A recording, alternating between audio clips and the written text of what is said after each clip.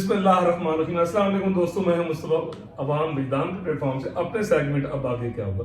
अच्छा, जैसे कि आपको पता है कि NA87 और PP81 की जो इंतखाबी मुहिम है, डिफरेंट प्रोग्राम डिफरेंट पार्टीज के आप देख रहे हैं।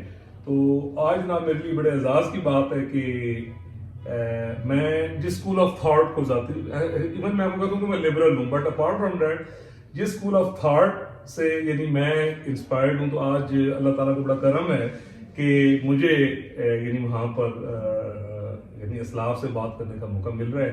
तो JUI जनाब मौलाना फजलुर रहमान ग्रुप साहब के यानी जो उम्मीदवार हैं PP81 जी, सर आप कैसे हैं?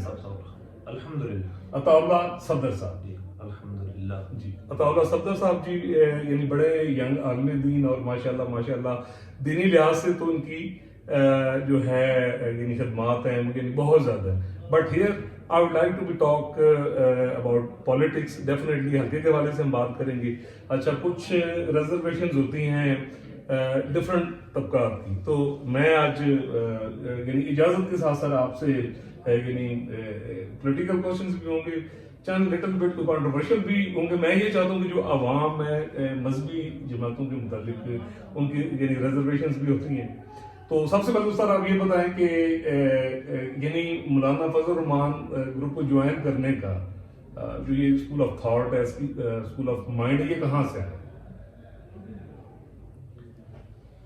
जी, जमीयत उलमा इस्लाम से के बनने से पहले हिंदुस्तान की सरजमीन के अंदर अंग्रेज़ के तसल्लुत को ख़त्म करने के लिए तलवार के ज़रिए आज़ादी की जंग लड़ी जा रही थी, लेकिन वो मुख्तलिफ मराहिल पर नाकाम होती गई ज़ाहिरी तौर पर।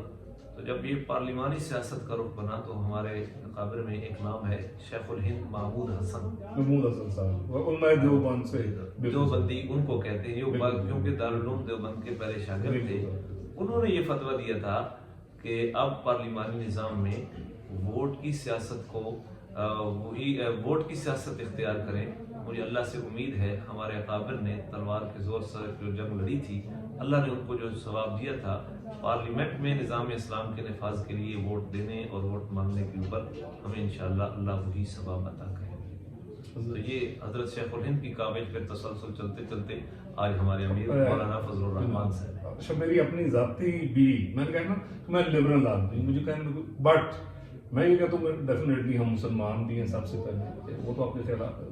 तो मौलाना साहब नो डाउट एक बड़ी खूबसूरत पर्सनैलिटी है, और जैसे कि यानी वर्ल्ड लेवल पर भी मैं माजिद भाई मेरे साथ थे तो मैं डिस्कस कर रहा था कि अल्हम्दुलिल्लाह एक ऐसी पर्सनैलिटी है कि जिनको वर्ल्ड लेवल पर प्रायोरिटी दी जाती है और बड़े फहम और फरासत के साथ वो मामला होंगे। चलो, ये तो मौलाना साहब के हवाले से हो गया।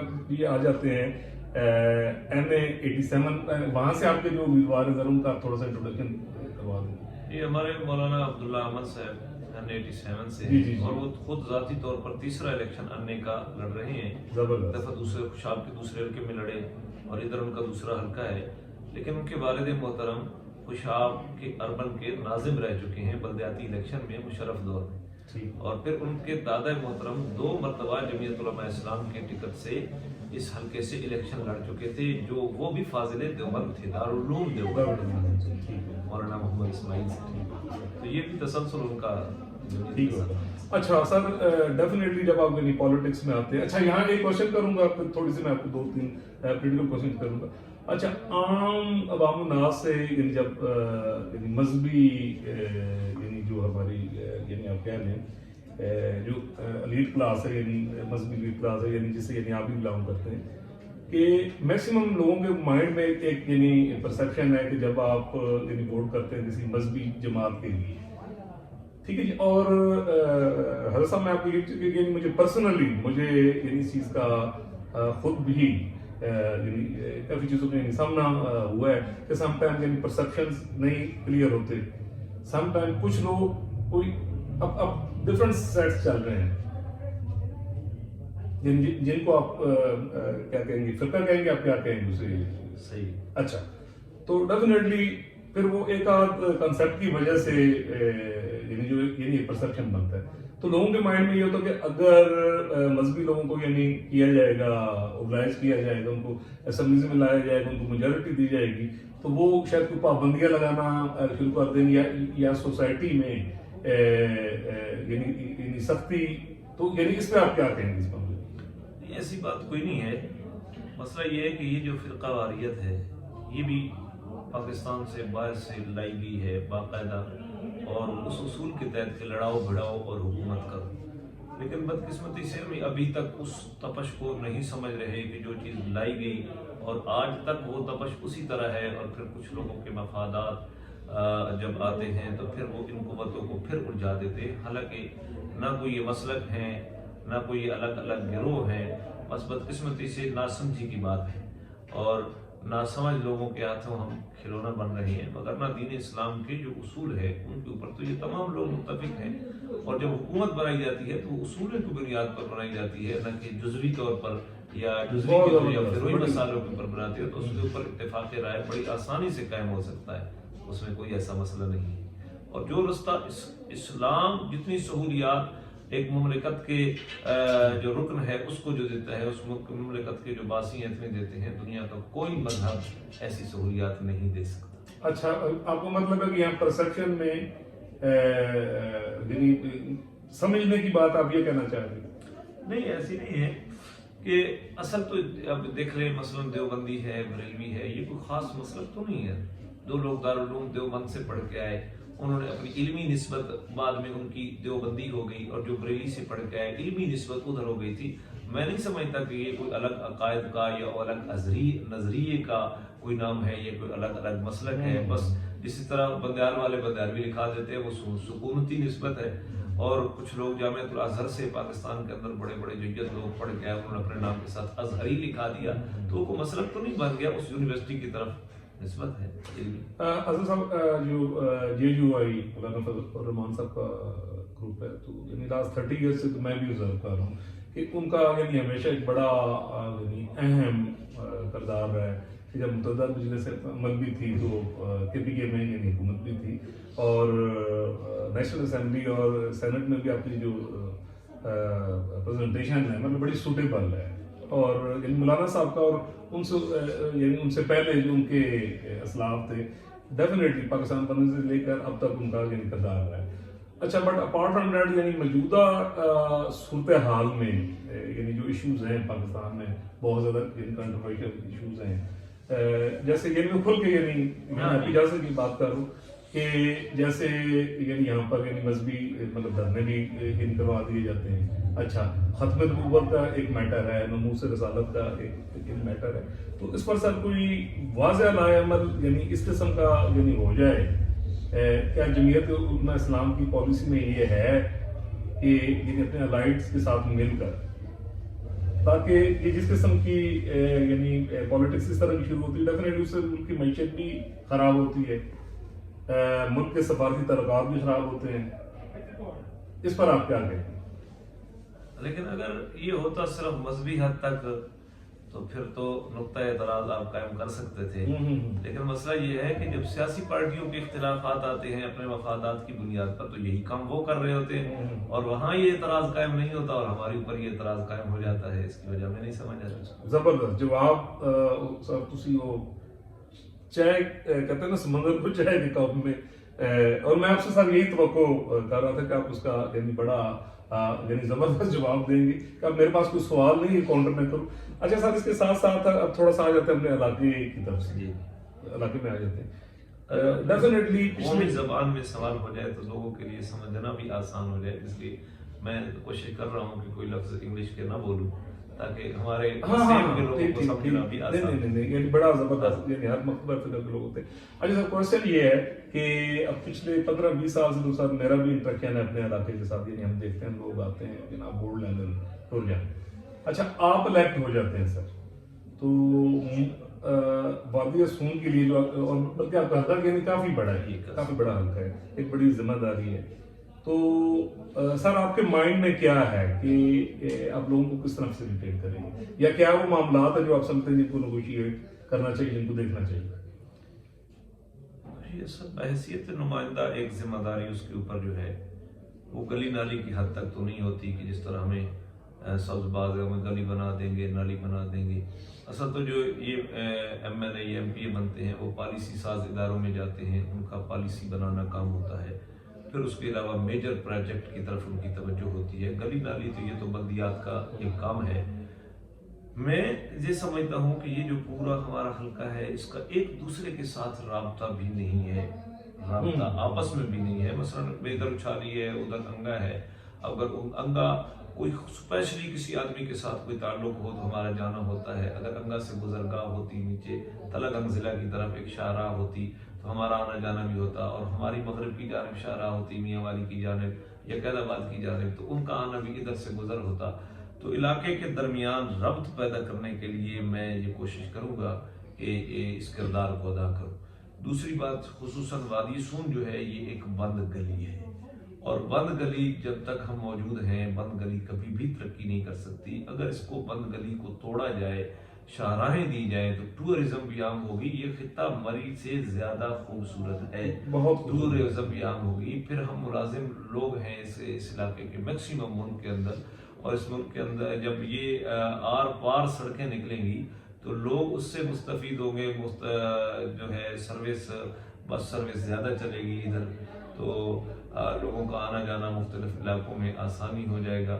پھر اس طرح ہے سبزی منڈی کا قیام ہے. یہ علاقہ پورے ملک کو سبزی کھلاتا ہے خود، اور کسان بھی اتنا پریشان ہے بیچارہ کہ وہ ایک بندہ ساتھ اس کو منڈی میں پہنچانے کے لیے پھر ٹرک کے ذریعے وہ لاہور پہنچتی ہے یا سرگودا پہنچتی ہے، پھر دوسرے دن وہ بیچ کے واپس آتا ہے. آڑت کے خرچے ہیں، پھر کرائے کے خرچے ہیں، اور پھر بکتے بکاتے تیسرے دن وادی سون میں وہی باسی سبزی آ کر بکتی ہے. تو قوم کی رہنمائی اس طرف کرنا کہ یہاں سبزی منڈی قائم ہو، اس کے لیے جو قانونی تقاضے ہیں اس کو پوری کرنا تاکہ یہاں آڑت بھی عام ہو، مزدوری بھی عام ہو، لوڈر والے کا کام بھی عام ہو جائے. ہمارا جو کسان لاہور سرگودے کے دھکے کھاتا ہے وہ بھی اس کے کم ہو جائے. یہ چیزیں ہیں. پھر جو وادی سون ہے خصوصاً، کل میں دائی بال گیا، اس کے پانی کا نکلنے کا رستہ نہیں ہے. اب وادی سون کی آبادیاں جو ہیں وہ اونچی جگہ پہ ہیں. 2-3 جھیلیں جو ہیں وادی کی وہ نچلی جانب میں، سیوریج آسان سے بن سکتی ہے. اگر ہم اس طرف توجہ دیں کہ سیوریج بن جائے تو یہ غرقی گٹروں سے بھی ہماری جان چھوٹ جائے گی.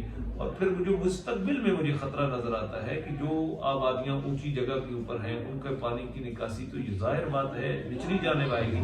خدا نخواستہ نچلی جانب بھی اگر آبادیاں ہو گئیں اور ہم نے اس نکاسی آپ کی طرف توجہ نہ دی تو نچلی آبادی اور اوپری آبادی پانی کے اس نکاسی کی وجہ سے ٹکراؤ نہ پیدا ہو جائے اور نسلیں نہ خراب ہو جائیں. تو میں یہ سمجھتا ہوں کہ جو لیڈر ہوتا ہے وہ پیسے سے تو نہیں بنتا، وہ مربوں سے تو نہیں بنتا. اس کی اپنی ذات کے لیے فکر نہیں ہونی چاہیے بلکہ آئندہ آنے والی نسل کے لیے فکر ہونی چاہیے. تو بہت ساری معلومیاں ہیں جن کو میں نہیں گنوا سکتا، تو نہ گنوانا میرے بس میں ہے. بہرحال میں انشاءاللہ اگر اللہ تعالیٰ نے مجھے یہ موقع دیا تو ضرور اس کے اوپر غور و فکر بھی کروں گا، اور بغیر قوم کو الجھائے میں قوم کے حقوق کی طرف توجہ دوں گا اور قوم کو ساتھ لے کر ان حقوق کو حاصل کرنے کی کوشش. حضرت صاحب اس سے پہلے کہ آپ یہ فائنل میسج دیں، بس ایک کوشچن ہے ڈیفینیٹلی رفاع اما کے حوالے سے کہ صحت اور جو ایجوکیشن ہے نا، دو یعنی مین پیرامیٹر ہوتے ہیں. میں یہ سمجھتا ہوں کسی بھی قوم کی ترقی میں بندہ صحت مند ہوگا تو سارا کام کرے گا. اچھا ایجوکیٹڈ ہوگا تو ڈیفینیٹلی وہ کوئی مائنڈ سیٹ بنائے گا. اچھا گریجویشن کے لیول تک تو آپ یہ کہہ لیں کہ کسی حد تک یہاں پر یعنی ایجوکیشن ہے. اس کے ساتھ ساتھ یعنی آپ کے مائنڈ میں کوئی ایسا یعنی پروگرام ہے کہ کچھ جب آپ اقتدار میں آتے ہیں اور اللہ تعالیٰ کو یہ موقع دیتے ہیں کہ جو یہاں پہ یعنی ہیلتھ ایشو ہے کہ یہاں کوئی چھوٹا سا بھی میٹر آتا ہے تو میں نے تو صاحب یہی سنا ہے کہ تھلے لے جاؤ، ٹھیک ہے نا جی، کہ یہ اتنی بچن لگ گیا. تو ڈیفینیٹلی صاحب یہ ایشوز ہیں. اچھا اچھی خاصی آبادی بھی ہے. اسی طرح صاحب جو ایجوکیشن کا ہے کہ میں نے دیکھا ہے کہ میٹرک اور ایون ایف ایس سی کرنے کے بعد بچوں کو یہاں سے یعنی جانا پڑتا ہے ایک لمبے عرصے کے لیے باہر. تو اس سلسلے میں آپ نے سوچا کہ کوئی یونیورسٹی یا جو ہے یعنی ہیلتھ میں جو یعنی فیسلٹیز مل سکتی ہیں؟ اس کے لیے تو ایک چیز تو بڑی کلیئر ہے، وہ یہ ہے کہ جو بھی ہم نمائندہ منتخب کر رہے ہیں کسی اسمبلی کا، صوبائی کا یا قومی کا، جو اسکول ہمارے ہیں کیا اس کے اسکول بھی وہی ہیں؟ جو ہسپتال ہمارا ہے اس کا ہسپتال بھی وہی ہے. جب اس کا ہسپتال الگ ہے، اس کا اسکول الگ ہے، تو وہ کس طرح ہماری ضروریات کو، ہماری مشکلات کو، ہماری تکلیفوں کو کس طرح سمجھے. اور ایک جو ایم پی اے لیول کا آدمی ہے اس کی بنیادی ذمہ داری میرے خیال میں بھی یہی ہے کہ وہ صحت کے نظام کے اوپر نگران ہے، وہ تھانہ کلچر کے اوپر نگران ہے، وہ محکمہ مال کے اوپر نگران ہے، وہ محکمہ تعلیم کے اوپر نگران ہے. اگر یہ اصل کام تو اس کے انہی کو دیکھنا ہے کہ یہاں کیا ہو رہا ہے، جس کا ہر وقت لوگوں کو مشکلات کا سامنا کرنا پڑتا ہے، ہر وقت ان اداروں کے ساتھ ان کا تعلق ہے. اگر ان اداروں کی طرف توجہ نہ دے تو میرا خیال ہے پھر تو وہ گلی نالی والی سیاست ہی ہے، بس لوگوں کو لٹو بنانا ہے. یہ تو میجر پروجیکٹ ہے میرے خیال میں. جی ہم سب وہ سب نے کیمرہ ہے، یعنی وہاں پر دیکھ کر آپ جو وادی سون کے جو آپ کے ووٹرز ہیں، سپورٹر ہیں، وادی سون کے جو عوام ہیں، اسے آپ لاسٹ میں سر کیا دینا چاہیے؟ میں تو آخری میسج جو دینا چاہتا ہوں، اور ابتدائی میسج بھی یہ ہے کہ وادی سون کے لوگوں کو اور میرے حلقے کے لوگوں کو اپنے اندر خودداری کا جذبہ پیدا کر لیں، استغنا کی دولت کو لے لیں، کہ کسی کی گاڑی کو للچائی ہوئی نظروں سے نہ دیکھیں، کسی کے مربے کو للچائی ہوئی نظروں سے نہ دیکھیں، کسی کی جتھے کو للچائی ہوئی نظروں سے نہ دیکھیں، بلکہ جن کے پاس یہ دنیا کے اسباب ہیں ان کے لیے دعا کریں، اور جو اللہ نے آپ کی قسمت میں لکھا ہے اس کے اوپر راضی رہیں. اپنے تعلقات کو ان وجوہات سے اگر آپ استوار کریں گے تو میرے خیال میں کہ یہ فکری اور ذہنی غلامی ہے، اس سے باہر آئیں، خوددار ہو کر اپنے پاؤں کے اوپر کھڑا ہونا سیکھیں، تو انشاءاللہ کوئی چیز بھی مشکل نہیں. اور الیکشن اور ووٹ ڈالنے کے حوالے سے آپ عوام کو کیا کہیں؟ دیکھو جی، یہ ایک آئینی حق ہے ہمارا اس کا اختلاف رائے کا، اور آئین میں بھی یہ ہے کہ یہ حق بھی خفیہ ہے، تو کسی کو بتانے کی بھی ضرورت نہیں ہے. وہ خود کھنگالے اس کو، اور اپنی مرضی کے مطابق جس طرح ووٹ لینے والا آزاد ہے اپنی پارٹی کے انتخاب میں، اپنے طریقہ کار میں، لہذا ووٹر کو بھی آزادی ملنی چاہیے. اس کے ساتھ ناراضگیاں پیدا کرنا، اس کو مختلف طریقے سے جکڑ بندیوں کا شکار کرنا یا اس کے اوپر پریشر ڈالنا، یہ اس کے ووٹر کے حق کو سلب کرنا ہے. جو جسے دیتا ہے اسے آزادی ہونی چاہیے، اور بعد میں اگر وہ میرے مخالف دیتا ہے تو اس کے ساتھ ناراضگی بھی نہیں ہونی چاہیے. بہت شکریہ حضرت صاحب. تو آپ نے عطا اللہ صدر صاحب کی بات سنی، اور میں یہاں پہ یہ کہوں گا کہ تقریباً چوتھا انٹرویو ہے جو مجھے یعنی یہاں لوکل صدر پہ کرنے کا اتفاق ہوا ہے. تو آپ یقین کریں کہ جتنا سر مجھے مزہ آئے گا آپ سے ہے، تو میں ماجد صاحب سے بات کر رہا تھا کہ میں نے نا کچھ کنٹروورشل کوشچن کرنے، and I was little bit, آپ کہہ رہے کہ میں اپریہنسو تھا، میں ڈریا تھا. بٹ آپ یقین کیجئے، یعنی آپ نے ساری گفتگو سنی، اور میں بڑی امپارشل سی بات کروں گا کہ اس سے زیادہ یعنی ماڈریٹ مائنڈ سیٹ جو ہے یعنی وہ شاید ہم لوگوں کا بھی نہیں ہے. ٹھیک ہے جی. اچھا، ووٹ قوم کی امانت ہے جی. آپ نے ابھی آپ دیکھیں گے کہ ساتھ ساتھ ڈفرنٹ ایپیسوڈس تقریباً 3 ہوں گے آپ صاحب کے جلسے کی. اس میں آپ ان کی پولیٹیکل تقریر بھی سنیں گے، باقی بھی تقریر جو ہیں وہ آپ سنیں گے، اور انٹرویو آپ نے سنا، آپ نے میسیج دیکھا، اور باقی لوگوں کو بھی آپ سن رہے ہیں. اور اب یہ فیصلہ وادی سون کی عوام اور جو این اے 87 اور پی پی 81 کی عوام نے فیصلہ کرنا ہے کہ کون ہے جو ان کے مسائل حل کر سکتا ہے. انشاءاللہ جی ملیں گے اگلے سیگمنٹ میں ایک نئے پروگرام کے ساتھ. تب تک کے لیے دیجیے اجازت. اللہ حافظ.